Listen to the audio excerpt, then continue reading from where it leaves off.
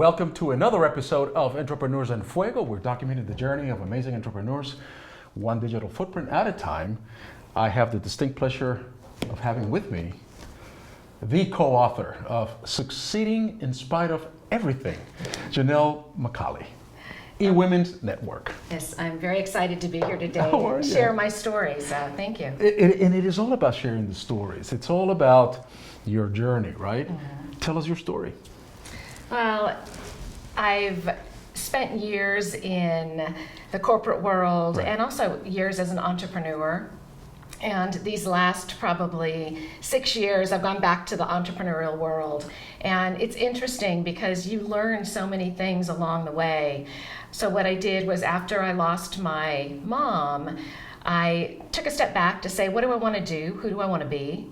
And when your kids are grown and you go through that kind of transition, it's a little bit challenging to know what you want to do. And I then got connected with E.Women Network and the founder, Sandra Yancey, and took over a family business. And most recently, my husband and I have started another business to help entrepreneurs. So what is that business? That business is Turn Knowledge to Profit. Oh, okay.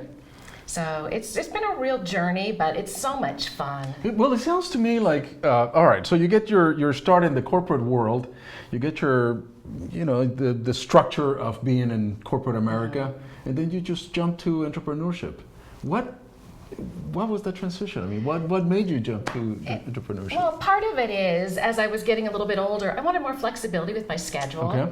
The corporate world was good, but there was also a ceiling on what I could do and how much I felt I could offer. And I wanted to do something more for me. I wanted to be able to spend time with my children and my grandchildren and do a little bit of traveling and really enjoy things. And it was just, being in the corporate world had so much structure, and I didn't feel like I really got to do what I thought I could do. So all right, so you've got this nice security right here, and then you have this desire to kind of develop and find yourself.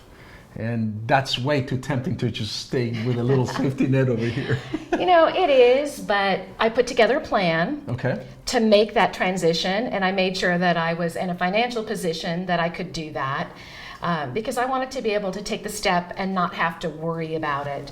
And I think if you put together a plan to make that transition, you can do things part-time and then move more to what you really want to do as you step out of the corporate world. It is said that entrepreneurs, they're really not risk takers. They are actually averse to risk, but you took a calculated risk, which makes your transition with a plan and with a focus and with an idea that, all right, this is how I set myself up for my entrepreneurship journey. I kind of diminish the risk a little bit here, but I think it's going to be okay. Absolutely, and it is possible to take that calculated risk, to know what you're doing. One of the challenges I find with entrepreneurs that I'm working with today is they want to be successful in business and they've got amazing ideas and things to offer, but they're not able to invest in themselves, whether it's to go to networking events or for the support that they need. They're trying to do everything, and we all have skills and talents. There's some things we do really, really well, and there are other things that you can hire someone $15, $20 an hour to do, and we can go make money doing what we're really good at, but yet we try to do everything. And I've been there, and a lot of those things I don't do really well, and once I got to the point of realizing I don't have to do it all, I can tap into my network for support. It made a huge difference. And you're talking about something incredibly important, because you talk to a lot of entrepreneurs. You talk to a lot of, E.Women Network, a lot of women who are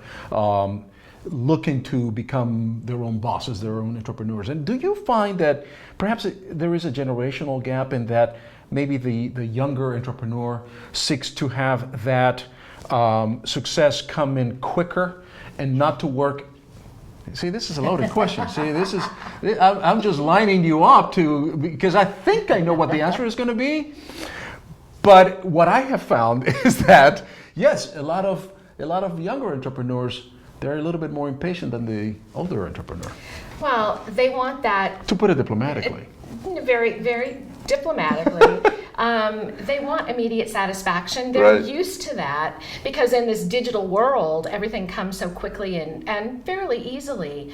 But becoming a successful entrepreneur is a journey. Right. I've been talking with a group of other powerful women in the Valley. Right. And it's interesting because we're kind of talking about the life cycle of an entrepreneur. And what we do is often compare our beginning to someone else's middle or end. And we look at them and say, well, I can do that. But they don't realize that it was a journey to get there. So the best thing people can do is learn from people who are where they want to be and get connected with groups like E.Women Network, where what we do is help people market and promote their business, get connected to the people they need to know and who need to know them, and help them monetize what they're doing.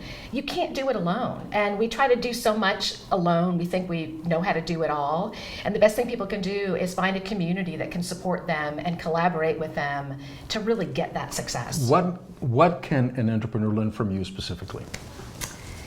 They can learn really how to, I think, monetize what they're doing. I think they can learn, well, first of all, they can learn from a lot of mistakes I've made along the way. Right. And, I always consider them opportunities to get better. I am a quick learner. I don't repeat the mistakes I made, but I also have learned to really get some good coaches and mentors Sure. that support me, because they see things that I don't, that it's like, duh, why didn't I think of that? It's right in front of me. And that's why being part of a community can really help you, because people that get to know you can see those things that you don't see that are right in front of you. Are we afraid, though, that if we start sharing our secrets or our plans, that we feel that we become vulnerable to the community, and maybe our egos are going to be touched in the sense that, you know what, I can do this myself. I don't need anybody's help.